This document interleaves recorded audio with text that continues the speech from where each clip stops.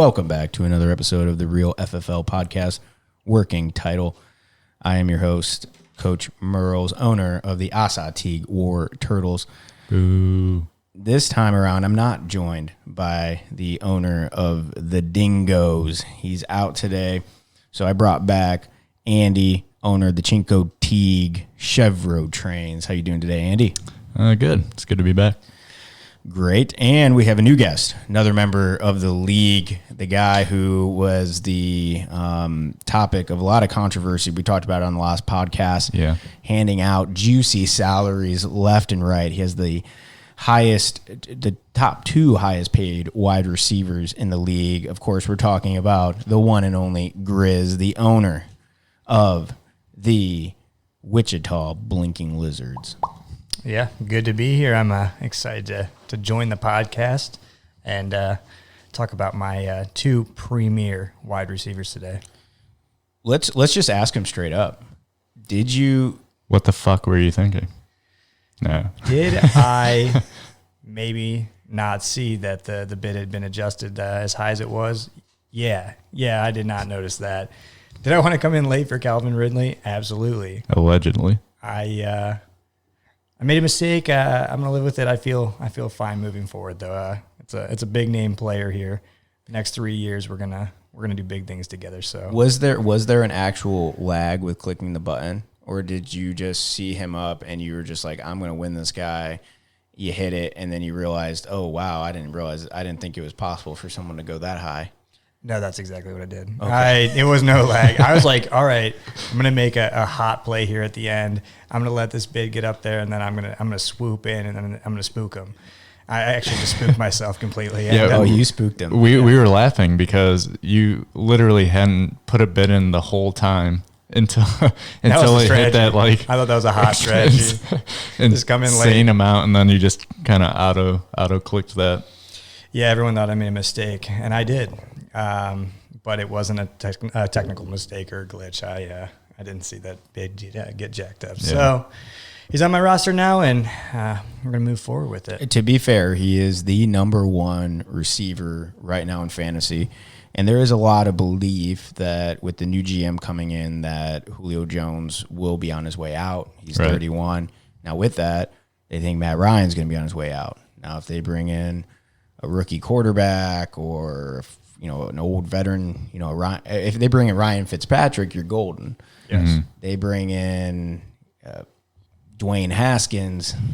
Still golden. Yeah. I have Calvin Ridley. In my in another dynasty league that I'm in, where we keep our whole team and only have a rookie draft, I actually traded Julio Jones for a first-round pick and J.K. Dobbins, so I'm pretty excited about that. That's actually juicy. I think that would probably be a trade. So anyway, we'll get to the matchups later, but speaking of trades, that was one of the topics I want to talk about. So far, we're coming into week 1 of the season. We've already at this point had the Thursday night games.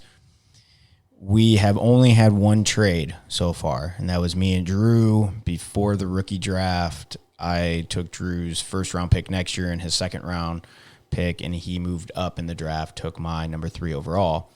I'm curious, what's happening here? Do you think everyone's just kind of waiting to see how things play out in the COVID Cup, and then it's just going to be fast and wild, or how long do you think it's going to be before we start getting some action? I mean, I personally think it's all about who values this year the most. So is somebody going to be willing to make a trade that's going to impact their team this year? Or are more people looking onto next year already?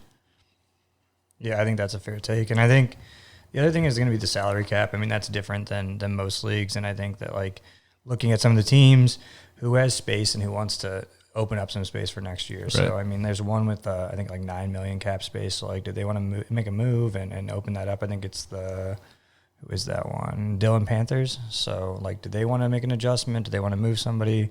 And then again, I think it goes off of injury too. I mean, if you lose a player, do you want to compete for this year, or do you want to just kind of pack it in and just play it slow for next year's draft and try and get, because we're taking away the snake next year, right? So, I mean, that makes it, another factor as well. And it's like, even if you are valuing this year, right now it's a short season, so you lose your first couple games. You might be thinking, oh, why don't I start looking towards next year already? Start dumping some of your salary or start looking to get those picks maybe. But at the same time, I mean, I don't know, because you do have these multi-year contracts. Like, do you want to get rid of them? Are they, going to be valuable in the future? So that's where, for me, I think I'll play it slow because I'm still making the adjustment of figuring out how all these caps, how these multi-year contracts and what's going to be moving around. So I wouldn't predict myself to make the first trade, but again, who knows as things start to get downhill and I start to see how things are kind of shaking out. I think anything could happen. But I think somebody like Matt could make another move. I see you as somebody that would go and try and look for that next juicy deal in the next year, in the next draft, or somebody that's been in your leagues. I feel like you guys are more prone to making some moves. I don't usually typically make as many moves. So I think somebody that's been in the leagues that you guys have been in, that would be my guess. I don't know who per se, but I think your guys' kind of group is the one I expect to see make that next juicy move. So who, if you had to make a prediction, I think it will end up being Turles, the fantasy hunks. Okay. And I think Matt from the Dillon Panthers. I think that's going to be the first two to make a move. What do you guys think? If you had to put a prediction on the first two names that will be involved. Who's trading with who? Okay. Yeah. I was going to say, I don't know some of the people in the league, so I don't know who's more willing to make trades. That's right. I think it's going to come to a relationship. Yeah. I can see like a Tyler and an Alex. Or I was actually going to say that I can see Beef making a move, possibly with maybe Logan or Tyler, one of those players. I think he could use to make a move, like looking at a squad. Obviously, having what does he have? 3 Browns players. Yeah, too many. Too many. Is everybody in the AFC North? Right. So that would be my pick. Beef with a close friend of his. Yeah, I mean, for me, it was the Dillon Panthers just because of the cap space. I thought that was going to become a factor, and you might want to open some of that up. So maybe you want to make a move there, especially if somebody starts to perform a little less than they have in the first half of the season. If you don't think that their value's there, maybe like a Stephon Diggs or something. I mean, he's been really excellent, but does he keep that same trajectory? Do you think he's going to be the same way? Do you try and get somebody a little bit below that value, but open up a bunch of cap space and you think you can replace him? I mean, he's got Justin Jefferson there, so it's like maybe you think that he can jump in, fill that space next year. You open up that cap space and you can do some more into the next season. I could see that, and then who he's going to trade with. That's a little tougher for me because I haven't played fantasy with everybody here. This is actually my first time with this whole group, so it's hard to predict there. But is it your first time in general playing fantasy? Yeah. Are we your first or? No, it's not my first time. Hardly his first. That would be magical, but it is not my first Isn't time. that the worst when you finish and the girl asks you that? Is this your first time? Yes. That's I didn't sleep in the spare room last night, boys. Let me tell you. Oh yeah. Oh, Merle Cat's back. So we got the anniversary coming up. I smoothed things over. It was a rough start to the week for old Merle Cat over here. So you got some good rest last night. All right, yeah. That's good. Yep. That's good. All right. So did you said Dylan and then someone probably somebody, but I think somebody that's probably played played fantasy with previously. So the other thing, just to clarify, free agency. We had some issues this week because the draft technically ended on Tuesday. It ended at like 12:20 or 15 or something like that. So normally free agency, like starting next week, Tuesday, everyone will place their blind bids. And then Wednesday morning, those players will be on your team. If somebody is cut and put on waivers, then there's 1 day of waiver claims. So like if to pick people up, when it processes Tuesday, if you drop anyone, they'll go on waivers. There's 1 day of waiver claims, and then if they're not claimed, then they become free agents. Makes sense. Okay. Mm-hmm. Just wanted to clarify that because we had some issues there. Again, I think Reality Sports, they've been great at replying, and I got the owner, the CTO. I mean, did everything play out all right, though? Like everyone got who they... Yeah, there were people like earlier. Drew was like, it didn't process because he was going after Big Ben, but he didn't realize Tyler, he snagged Big Ben, and basically they had the same bid in, but there is a priority there if there's a tie. If there's okay, yeah, but you could see. Yeah, I saw the It would be waiver priorities. That's why I wasn't sure if that was ever going to be. That would be different though than like the fab priority. So there's gonna be two. If you look at the homepage, they show you waiver priority. That's if you actually make a waiver claim. Okay. Then you would use that up.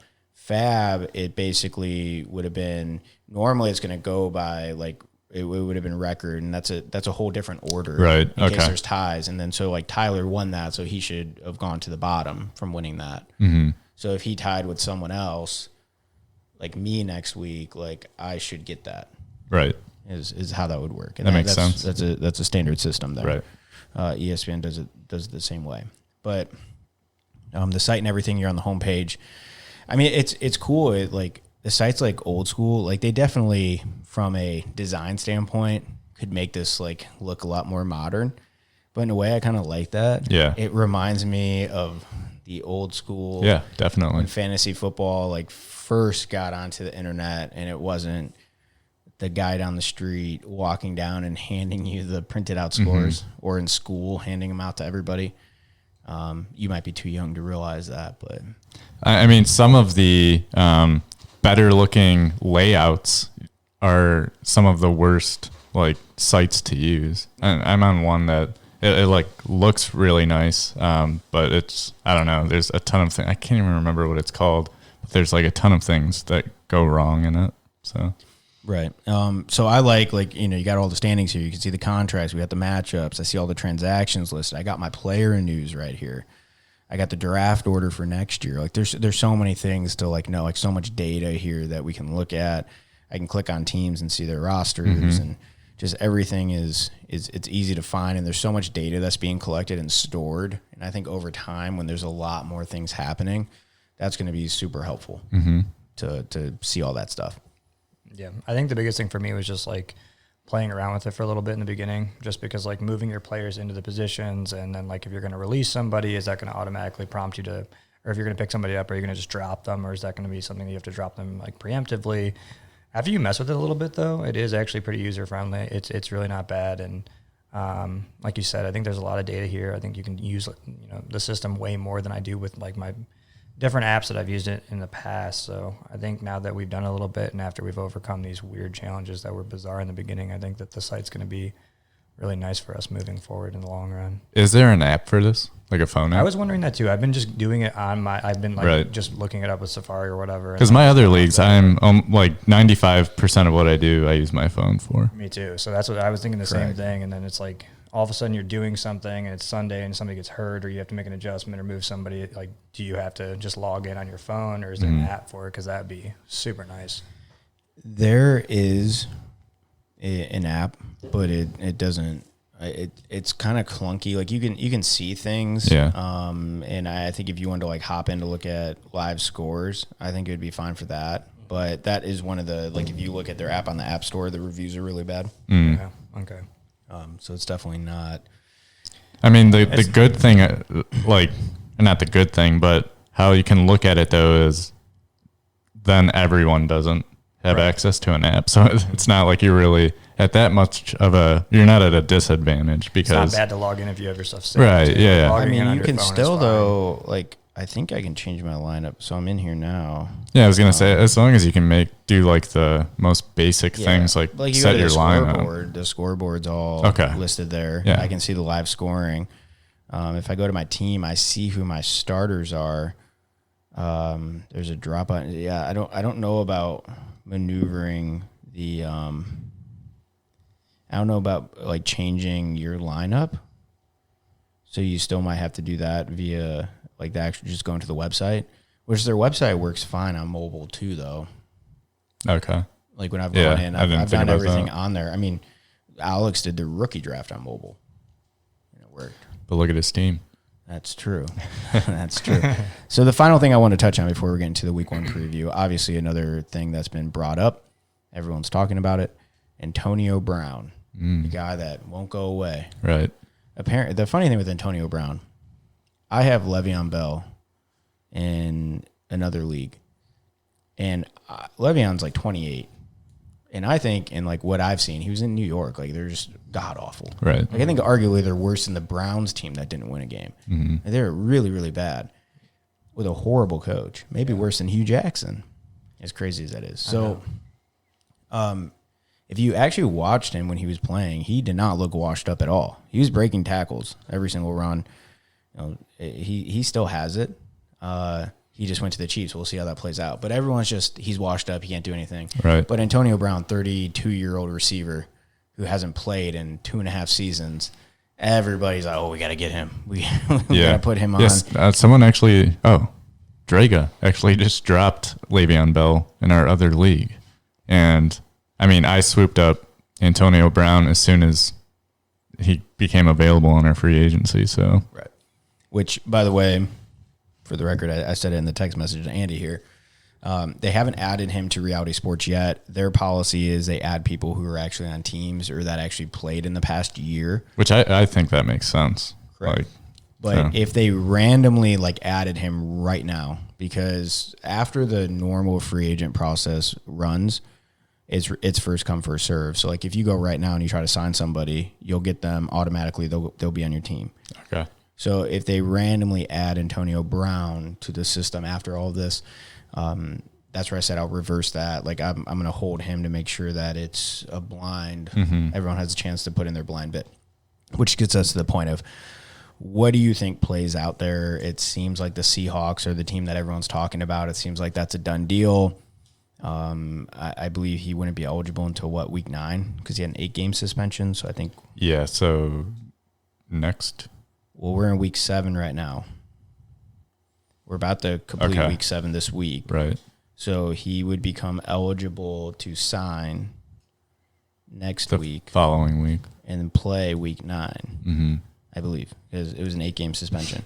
So if everyone's just talking about the Seahawks, I don't know if there's any other teams really in play, but what do you think plays out with that in terms of where he signs, and how do you think people in our league will approach that in terms of what they will be willing to bid on him? As far as where I do think he'll end up with the Seahawks, I think that's probably one of the better fits for him.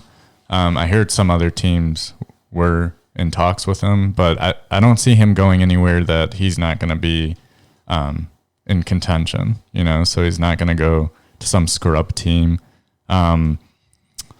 Yeah, I don't know. I think I'll end up on the Seahawks. They've shown that they have been willing to put up with some like players like Josh Gordon and give him a chance. So yeah, I think that's where he'll end up. As far as the league, well, what do you think first of all about? I mean, I think the best landing spot for him is, like you said, it's Seattle. I didn't hear where else. Like, that was the only one I heard that he had worked out with a little bit in the preseason in the summer and stuff. And he had, done some passes with Russell Wilson and did some stuff like that. And like you said, the Josh Gordon thing makes sense. I mean, I'd love to see him on another team personally, just because I'd be curious to see if he can get some more touches. For me, he's best case scenario, I think, like a third option there. So I'm curious what his production would be if he was just You think best case scenario is a third option there? Yeah, I do. I could see him taking over Lockett, like Lockett's role, or taking. I think Lockett's targets from him. Unappreciated for how good I think he is a good receiver. I agree, and I think that until I see more out of unless Antonio Brown comes, the amount of time he's been out, physically is obviously a factor, but then mentally, what is he like still? It's everybody's going to remember the Antonio Brown that he was, but it's is he going to be able to give you that same kind of production? Is his head going to be in it?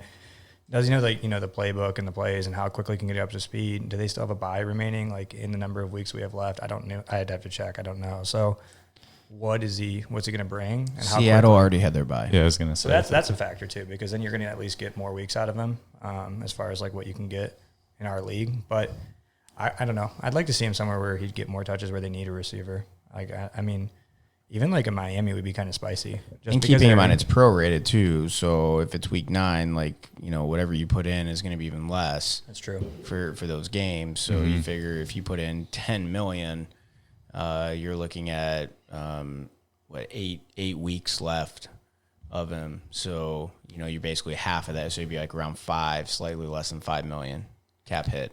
There's a lot of teams that are around 20 or more cap space. Right. What do you think his value is then to the league? I know, like, I personally will put in a bid of $0. I think it's so dependent too, though, of I was where he thinking would, that same like, thing. where would he land? Like, do I love him personally? No, but like, again, like if he goes to Seattle, like their offense is good. Russell Wilson's phenomenal, obviously, but how many touches does he get with all the weapons that they have over there and everything that they're already doing well? Versus if he goes somewhere where he might be a wide receiver too, or maybe has the upside. Like, I just don't see him going to a team like Miami, who's already, by switching to Tua, they're kind of showing everybody that it's okay if we don't make the playoffs. that's like maybe they're they give not him worried an extra about this weapon. year. I agree, but it's like, what if they gave him an extra weapon? They're only a game out, so it's like if they wanted to be competitive, do they do it for a year? I mean, I don't think they will, but that's just an example where it's like, you know, Devontae Parker's been okay, but they don't have like a ton of threats right now. So it's like, do you get another weapon for your young, your young quarterback for a year? Best case scenario, you re-sign him or whatever. And again, like the Toya thing's weird because it's like, do you think that it's because they're building? Probably, but it's like, has he been phenomenal in practice? Maybe, and they think that there's a big upside. Like, how did Herbert look all those practices before he came in, and then he was really good? Like, and then you benched Tyrod. You would think they would wait for a game where they could insert him in, though. Yeah, like no, I mean, I agree. Like you would want to put him in that same way, but it's weird. It's interesting until we see it. I guess we don't know 100%, but I mean, it's probably the most likely that they're just building and they want to get him in now. So yeah, I mean, I think he's going to end up in Seattle. I think Pete Carroll is one of those coaches too that does well with these players with like troubled pasts, and he's not somebody that tries to change the player, which that's the type of coach you need for Antonio Brown, because he's shown year after year he's not going to change for anybody. Like he's going to be Antonio Brown, which is the risk you take by signing him. But yeah, I think that's why that's the best landing spot for him. So Andy, you have the most cap space available, and the interesting thing, in season you can only sign free agents to 1-year deals. Right. As you approach the end of the season, which a couple weeks in, you're going to kind of know. I mean, if you're sitting there, again, we're going into week 9. You're 2-0. It's looking like your team. You're thinking about the COVID Cup. You're thinking about. You don't even have to think about beyond. Even if you used all of your space available this year, it's a 1-year deal. Like once all your 1-year contracts clear at the end of the season, it's really your multi-year guys that you'd worry about long term in terms of the hit to your salary. Right.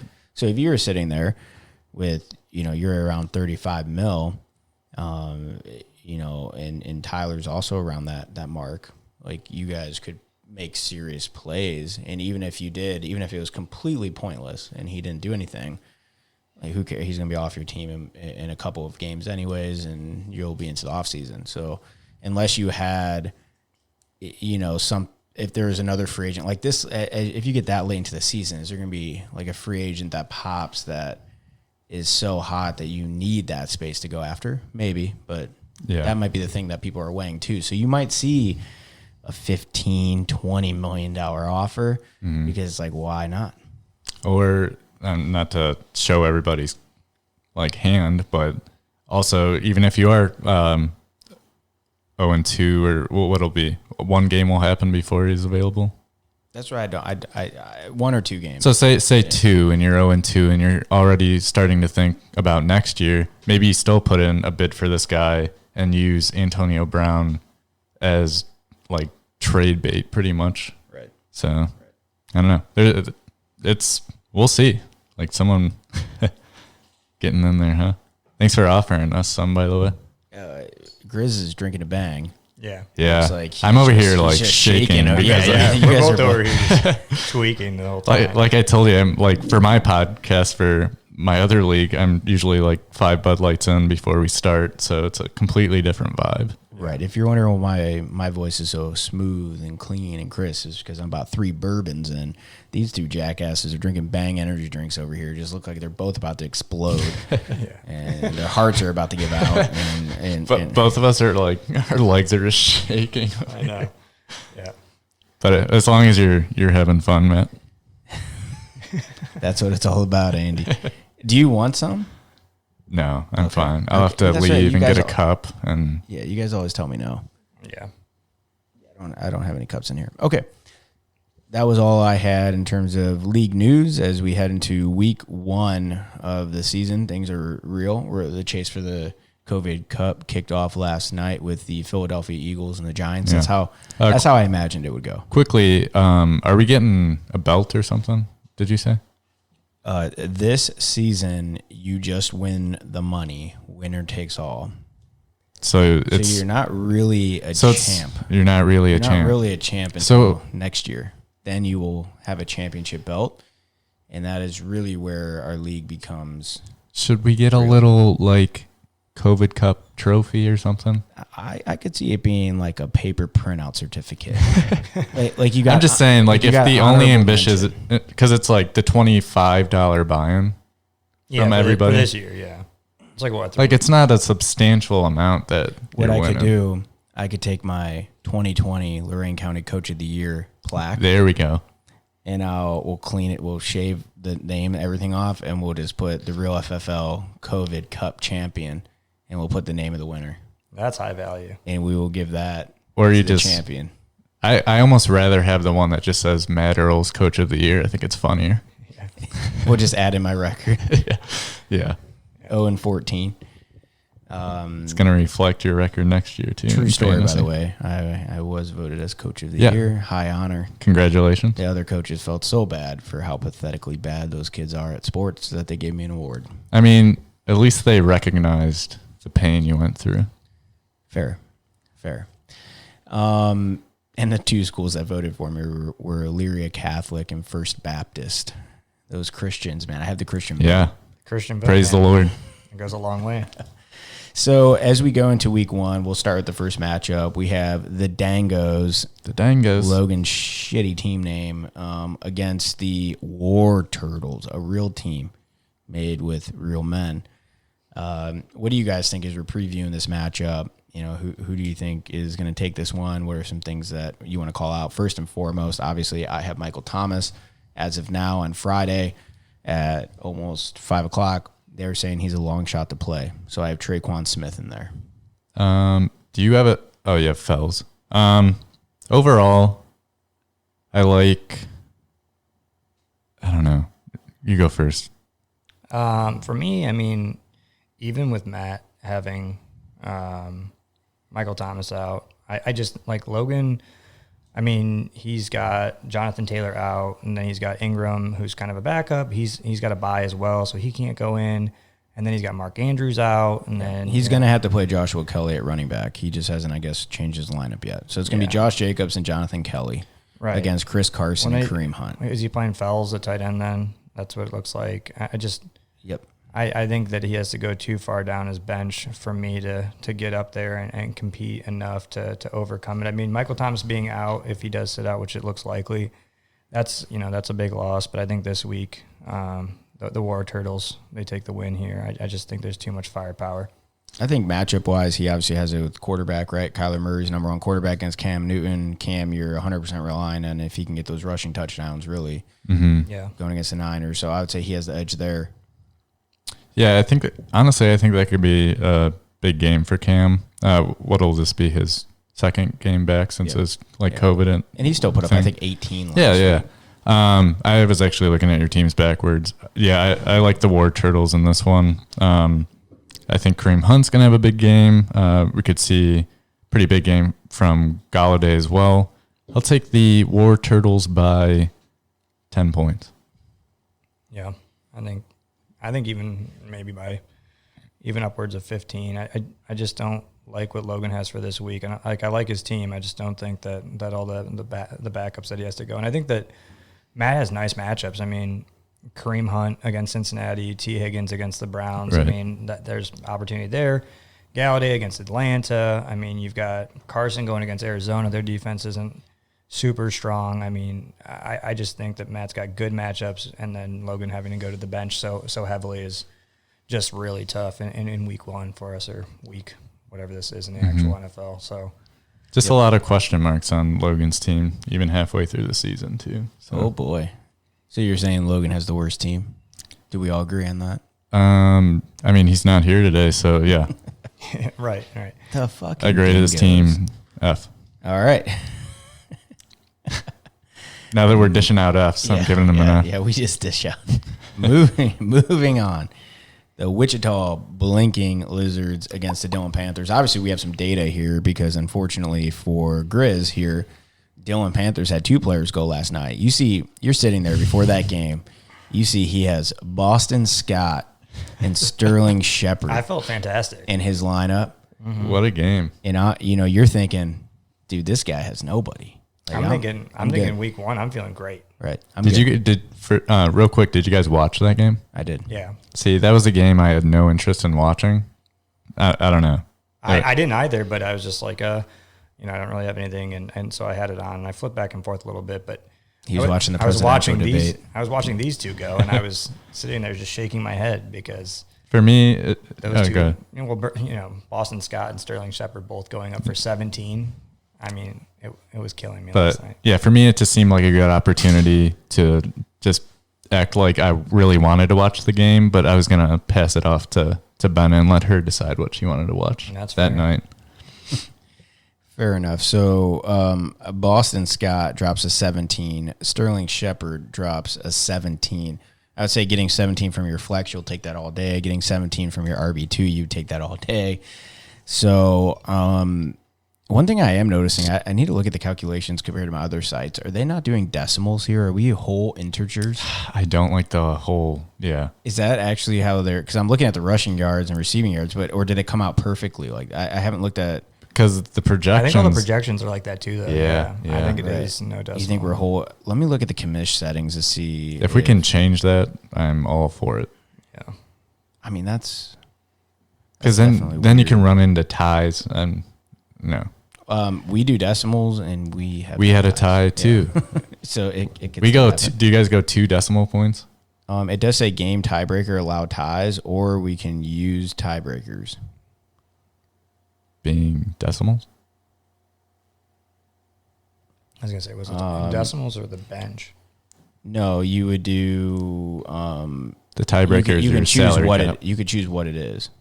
It'll be used in order of priority. It could be total reserve points, so your total bench points could be the highest scorer on the bench. Could be total TDs scored. So you could do that. I said allow ties because I think that can happen. So decimals not an option then. As far as we know. Yeah, so it says advanced scoring option. So let me see. I mean, we can. Yeah, I'll have to look at that. But like, I mean, I put it in as 1 point for every 25 yards. So it might just be they don't allow that, which to me, I don't really care. I mean, it's easier to say like it's 117 to 120 than I'm down 2.4 to this person. But at the same point, I won a matchup this year by 0.2. Right. So I won a playoff game 2 years ago by 0.05. Right. Yeah. So the only time you can have a tie would be in the playoffs. So we'll have to see if their scoring does that. Interesting thing that we just learned on the podcast that we'll have to look at. But anyways, so yeah, what's your breakdown of the game? I think ultimately I'm going to give this one to the Dillon Panthers because the fact that if I looked at this lineup, the guys I said, wow, that's bad, would be those 2, and they put up 17. Deshaun Watson against Green Bay, I think he's going to do well. I think Zeke's going to have a big bounce-back game against Washington. That's going to be big. Cooper Kupp dropped a couple of touchdown passes last week, so I'm hoping he brings it back. Diggs against the Jets, and Allen's had back-to-back horrible. Like, I think Josh Allen's going to throw for 9,000 yards in that game. Right. I have the same feeling. But at the same point, the other thing we need to call in this matchup, we have the high-flying. This could be the highest over-under game out there. I mean, we have the highest paid receiver in Calvin Ridley. We have the number 2 highest paid receiver in DeAndre Hopkins.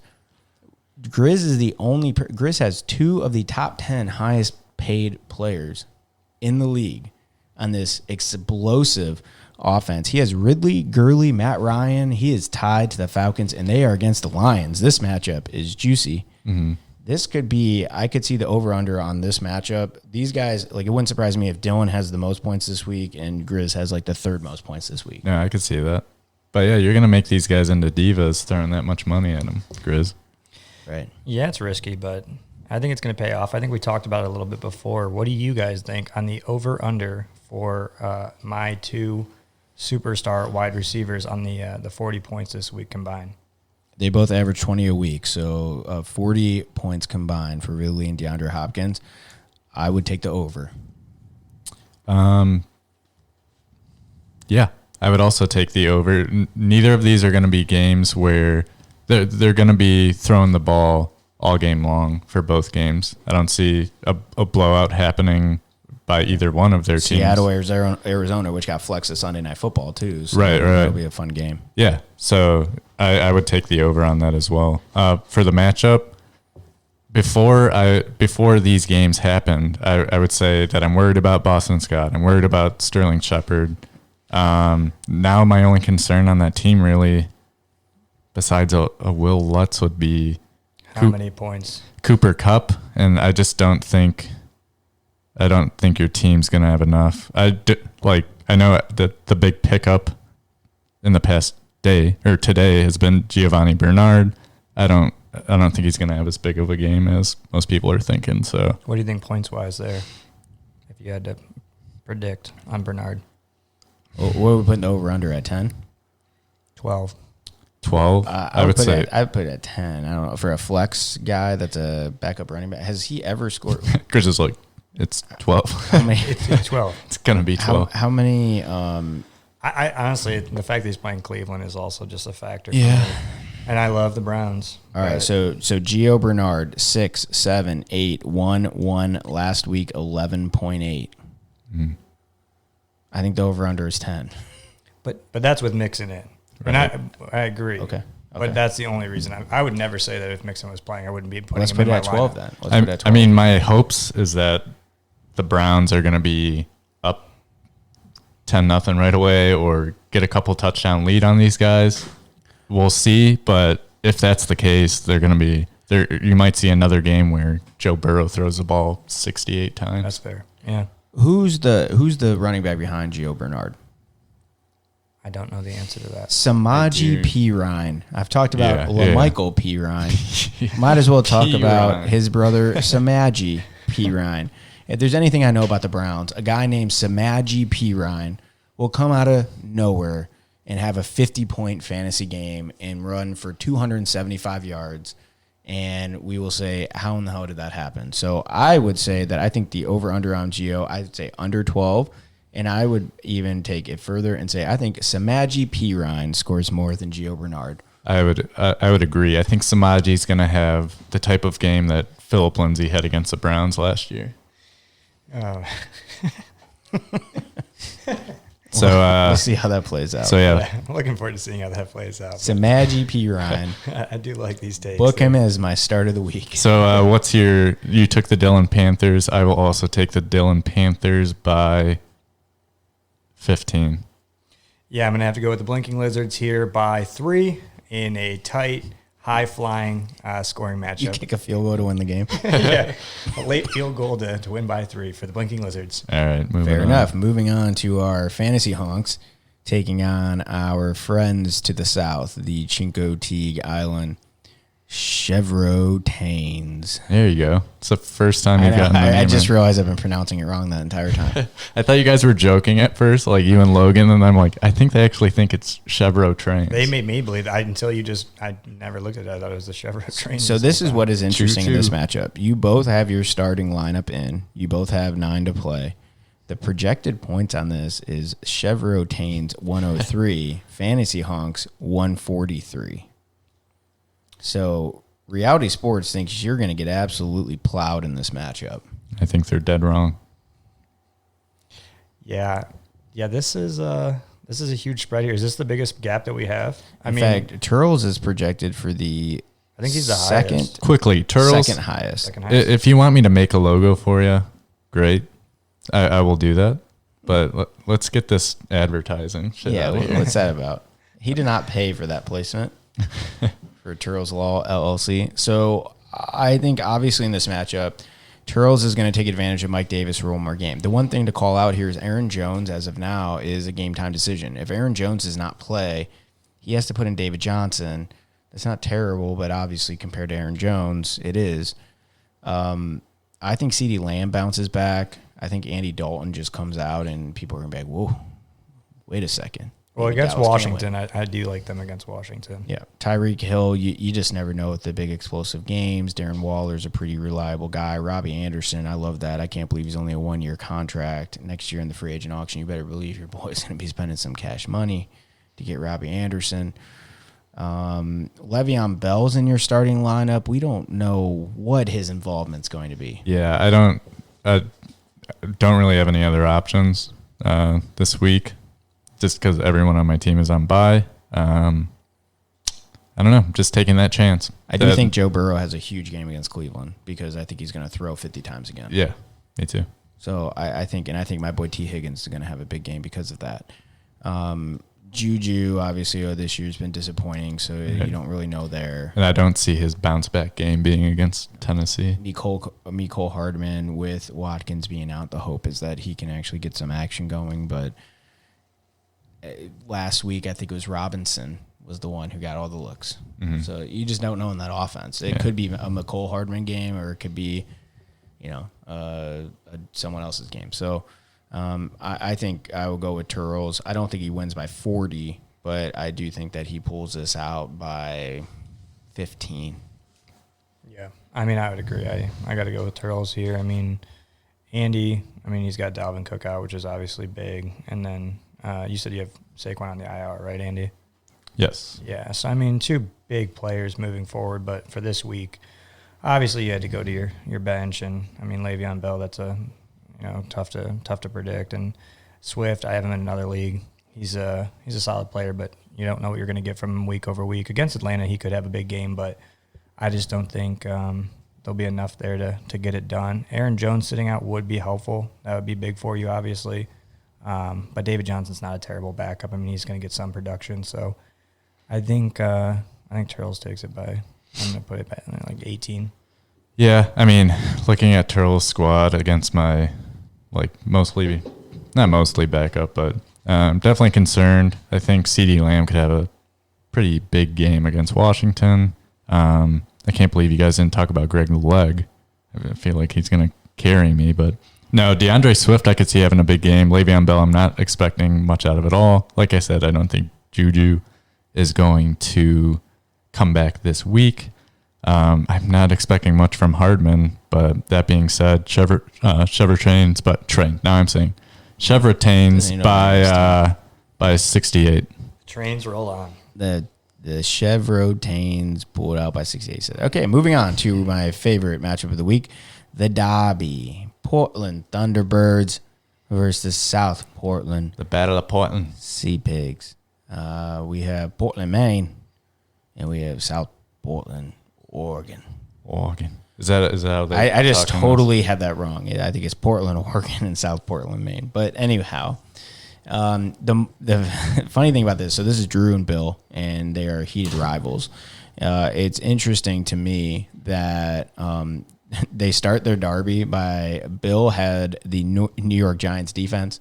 Drew had the Philadelphia Eagle defense. So we had the two defenses squaring off. Yeah. Drew won the battle of the defenses, 10-5.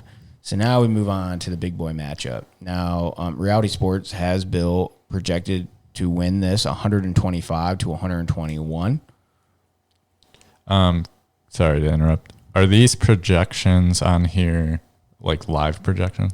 Do they change, or was that before the game started? They are live, I believe. Yeah, no, I think so, because I noticed with mine that after those two popped off in that game, that projection definitely changed. Sorry, carry on. No, I was just going to ask you guys to sound off here. I think Russell Wilson, obviously Bill has Russ. Tannehill, I love Tannehill, but he's against Pittsburgh. So I'm going to give the QB matchup to Russ. I think everyone's expecting that Seattle, Arizona. It has to be one of the highest over-unders in the NFL this week. Now, Derrick Henry is against that tough Pittsburgh defense. But Drew's starting Jerick McKinnon. I don't think I would have very high expectations there. And then Bill has Rojo, who's just been on a streak. Mm-hmm. He's been cruising in CEH, which we'll see with Le'Veon Bell now being introduced into the equation, what his involvement is there. So I think overall the running back nod also would go to Bill here. At receiver, we got Will Fuller and Robert Woods for Bill against McLaurin and DK Metcalf. I think that Washington-Dallas game could be a decent one. I think I would give this one to Drew. Obviously, DK Metcalf, I mean, he could put up 60 points in a game. Robert Woods is probably going to consistently get you that 10 to 15. Will Fuller's a touchdown or bust, and he's been on a streak. He's due to not get his touchdown. And Logan rosters him every year. If he was here, he would say that too because he's used to it. Gronk against Hawkinson, the tight end battles, I just said it's kind of a wash. Antonio Gibson, I think, is going to have a very good game for Washington against Dallas. But Drew has Mike Evans. So that one I would say probably goes to Drew. And then obviously you get in the kickers defense. So overall, I do think that Bill pulls this out. Yeah, I mean, I agree with everything that you had there as far as like the one-for-one matchup. The only one I think actually will go the other way, as somebody that has Mike Evans, I don't know, man. He's really suspect. He's tough. And I mean, he it's just touchdown dependent. It's touchdown dependent. He has less than 5 catches in like 4 appearances. Godwin is back, which is slowing him down. Every time he plays, Evans' production goes down. And Gibson against Dallas, I mean, that defense is god-awful. And I honestly think that Gibson's going to outscore Evans here. I mean, I hope I'm wrong as somebody that owns Evans in another league and I need him to produce, but Evans is just really tough to rely on, honestly, this year. It's been a weird year to be an Evans owner, and Gibson's really been great. So I'm going to flip-flop there. And then with that flip-flop, I think the Thunderbirds win the first showing of the Derby. Wait, did you pick South Portland? So you picked? I took Portland. I think Will pulls this out. Oh, okay. I thought he was saying the other way. I think he pulls this out by. I think. That was just so it's tough because if Russ has a big game, if he's going to DK, that's going to be tough there. So I think this ends up being a bit closer. I think it's within 10 points. Yeah, the only thing I just disagree with you just a little bit, and you didn't even say it's going to be a definite, but I don't think this is a game that CEH is going to be slowed down. I think they're not going to throw Le'Veon Bell in there, and he's not going to be, his fantasy output is not going to be impacted by that. So interesting. I like CEH. How about a little bet? What do you think the over-under is on touches on Le'Veon? If I said it at 10 touches for Le'Veon, over-under. I take the under. Yeah, I'd take the under too. I think you will see him a lot in the pass game to start off. That's usually what I don't know. We'll see, but I think he's going to get under 10 touches. I could see the under, but I could see him scoring a touchdown. I was thinking the same thing. I could see him scoring a passing touchdown. I could see him having just I don't know, a couple of the J.K. Dobbins or touchdowns against us. Just one of those ones where he just gets in the open field and makes a play. Well, the whole concern here was that CEH in the red zone on the goal line can't score. If they get into the goal line early, I said I could see that happening, but I don't think it's going to. You don't think that they replace CEH on the goal line with Le'Veon? No. I think that's why they signed him. I think they do. If they we'll do, see. I don't think they do it this week yet. I think that CEH gets the touches still this week, and then maybe next week, but I don't think it's going to impact him this week. All right, Andy, finish your anyway, I like, of course, Russ is going to put up numbers. Tannehill's facing Pittsburgh, so that'll be a little bit tough. But I do see Derrick Henry, unfortunately, because I have him in my other league. I don't think he's going to have as big of a game as he usually does. And they're going to try to force him the ball, and he's going to get stopped all day. I think Mike Evans is going to score. I like Hawkinson over Gronkowski, and I don't think Robert Woods is going to have a big game, so I'm going to go with the South Portland Sea picks. Interesting. Okay, so 1 for the South Peas and 2 for the Peas. Moving on, we have King Crabs, Tyler, against the Flying Lemmings. I think this might be what Reality Sports is projecting to be the lowest scoring game, but that's also because these goofballs haven't set their lineups yet either, so we don't get accurate projections here yet until they fully set that. like for Alex, he has Mostert and he's not going to play. He has Singletary and he's going to play, but I think that's a Josh Allen game and Singletary with Zach Moss back and all that. I don't know.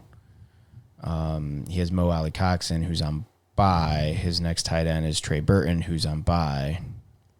So we need to talk to Alex, make sure he understands how fantasy football works. No, I think Alex is another one that kind of drafted more for the future and not so much for this year. Looking at his roster, I don't see any of his like backups that he can plug in that will match up against any one that the King Crabs will play. So, like, without going too in depth on this one, because I don't think you need to. You think this is the shit bowl of the week? I think this is a shit bowl of the week, and I think it's this is going to be my lock pick for this. For week 1 is the King Crabs over the Flying Lemmings. Your lock of the week. Mm-hmm. The King Crabs over the Lemmings. Well, right now, I mean, Alex has to like pick people up. Yeah. To get a starting. Right. He doesn't have the lineup. defense. Yeah. His defense on bye. He needs to get a tight end. What is he going to do there? I'm going to have to send him a message to make sure that he's actually like. I think I might be seeing him tonight because I just heard Tyler is actually coming into town. I'm guessing maybe it's for their matchup. He does have Tyler Boyd in his Oh, boy, bench. don't spoil it. You got to record some content for the show.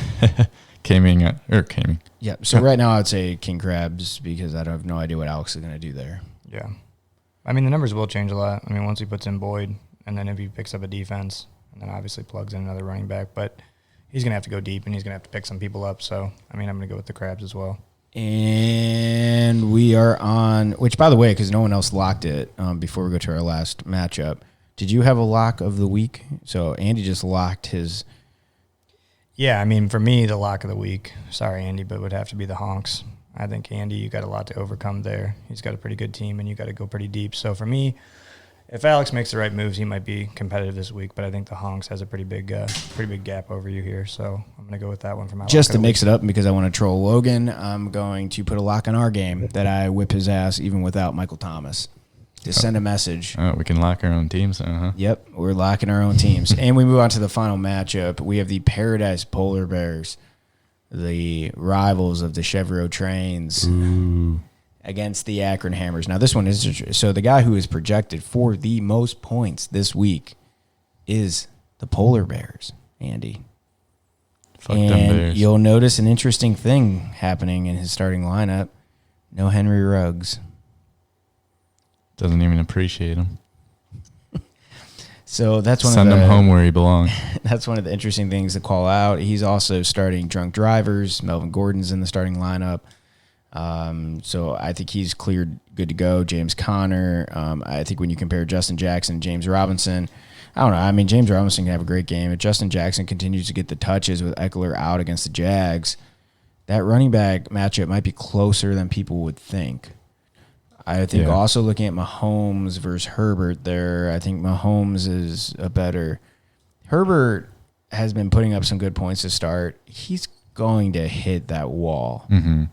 It is Jacksonville, though, so is it this week? Right, but this could be the one where they're like, oh, Herbert's going to keep it rolling, coming off the bye, and here we go, and then he just throws out a dud.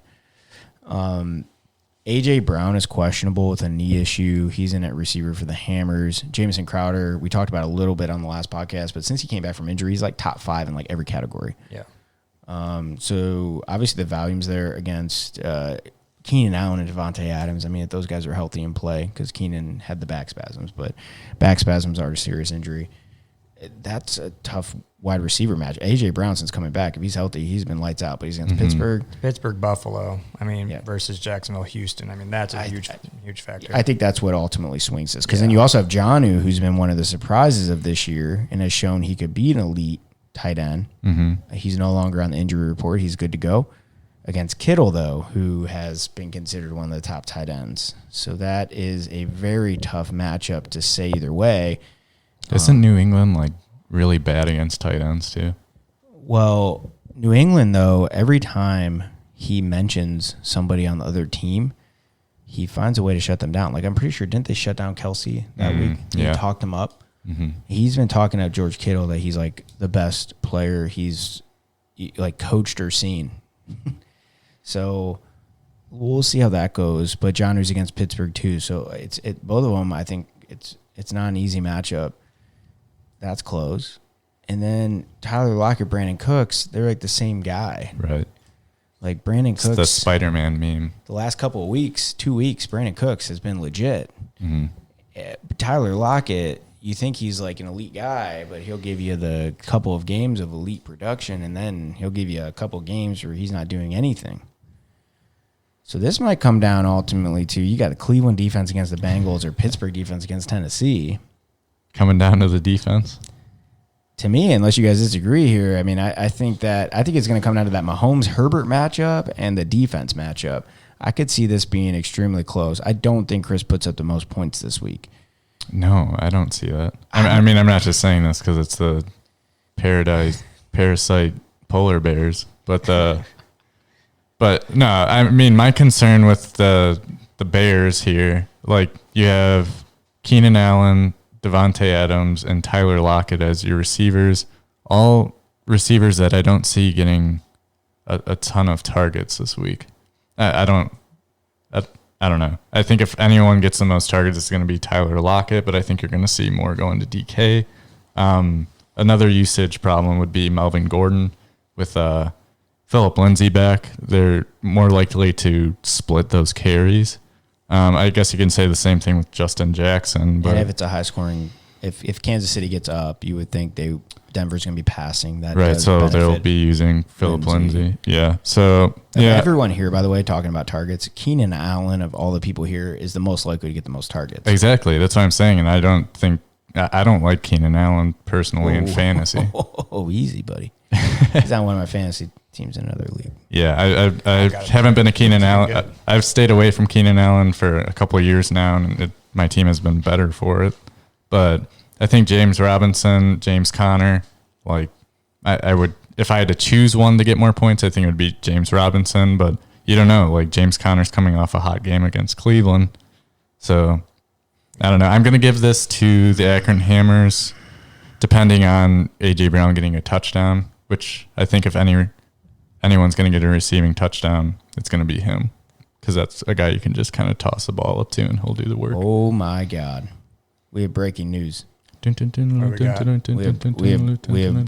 breaking news into the studio. Michael Thomas has officially been ruled out. Ooh. Emmanuel Sanders has been placed on the COVID list. He is out for Sunday. Uh-oh. Their only receiver is Traquan Smith. That's spicy. That is spicy breaking news. Bill did not start Travis Fulgham last night because he was planning on playing Emmanuel Sanders. Travis Fulgham had 12 points. Emmanuel Sanders will not have any points. Now, at the same point right now, Bill, though, he has Antonio Gibson in his flex, so I don't know if Bill already got that information. This was posted 2 hours ago, so yeah, it looks like Bill's on top of it. So this is breaking news from 2 hours ago. This isn't breaking news. I just haven't looked at Twitter in 2 hours. But that is certainly interesting. The other thing I want to call out, but did you see Dwayne Haskins was fined for violating the team's COVID protocols during last week's game? He made a reservation for a family friend at the team hotel, which is prohibited by the team. An Ohio State player breaking the rules? That's surprising. Haskins isn't going to follow anything at this point. He doesn't care. If they cannot trade him, here's a hot take. If they cannot trade him by the deadline, they will cut him. And the Browns will sign him. I mean, I could see them cutting him. I think he has an attitude issue. I look at every time I see a coach talking to him on the sidelines, and it looks like that guy is just not there. Yeah. I just think the way he got benched, though, made no sense to me. Like, he had just put up pretty good numbers. Like, his numbers overall were really solid. You put in a guy that's not the future of your team, and then you have Alex Smith, who is older, aging, and hasn't played in a couple of years, coming off an injury. That's not the way forward. And then, you have a pretty bad offensive line with not superstar weapons for him to throw to. I mean, why did you pick him in the first round? I know it's a different coach, so it's not your guy, but it just seems like a waste of a player. And, I mean, he can obviously throw, and you didn't even try and develop him because the year before he barely played. So, for me, if it was the Browns, I'd be pissed and frustrated that we wasted a first-round pick and didn't even put any time into it.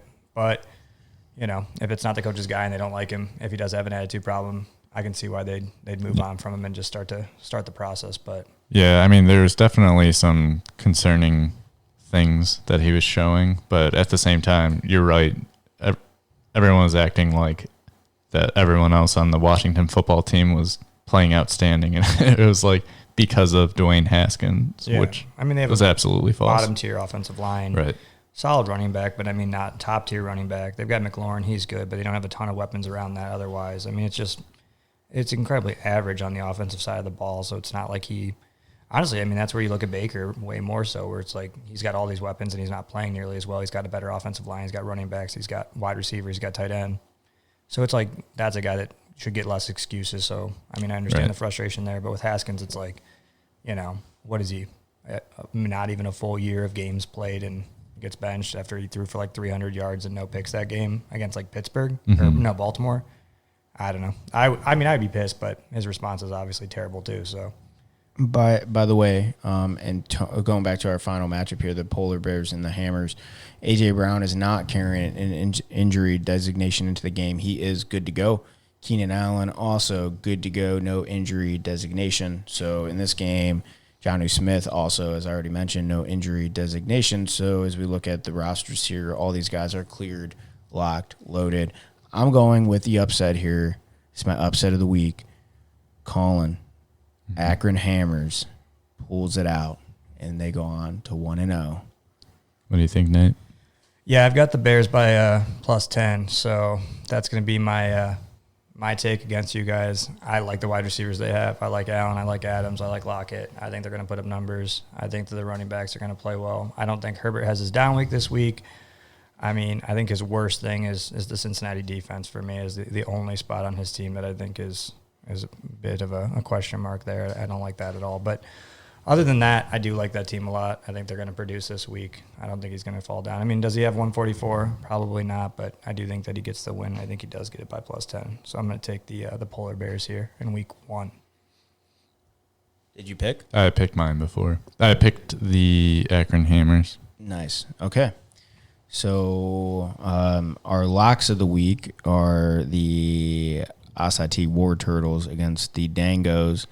We have Grizz selected that his lock of the week would be the Fantasy Honks over his co-host, Andy, from the Chevro Trains. And then Andy, his lock of the week was the King Crabs over the Flying Lemmings. And you're going to talk to Alex later about if he's actually going to field a full roster or not. Mm-hmm. My upset of the week was once the he's Hammers. done swiping on Tinder. If I can get him to look up for a couple seconds. And who do you guys think gets the highest scoring of the week? If you had to pick one, and who do you think gets the lowest of the week? I said the matchup that I think ends up being, I said I think that the Dillon Panthers and the Blinking, I think you guys end up having a high-flying matchup. I think the Dillon Panthers end up with the most points, just knowing that like his worst guys put up 17 already. Mm-hmm. All right. And the rest of the guys I'm looking at, I think will put up enough here where I think he's going to be in the 130s to 140s, which will be close. That'll be up there for most points. Yeah. Yeah. I like either one of you guys to put up a lot of points, if not both of you. But I actually think the Akron Hammers might have the biggest output out of everybody. That's it. That would be a shocker. Well, Patty Mahomes. I'm surprised nobody mentioned the War Turtles in that conversation. I'm not. Hey, I mean, Smith, if he goes off, War Turtles will be right up there. Dude, how bad is Drew Brees going to look? Rough. Kamara. It's against the Panthers' defense is very bad. And they're at home. New Orleans is at home. Yeah. I mean, I think they'll lean on Kamara quite a lot, so we'll see. Knowing the Saints, they might play Hill half the game. Okay, fair enough. Any final thoughts as we head into week 1 of the COVID Cup? No. I mean, it's good to get the season rolling. I'm excited for all the matchups. Yep, same here. I'm excited to see all these teams play and get a better idea of what everybody's got. All right. We'll see you next time.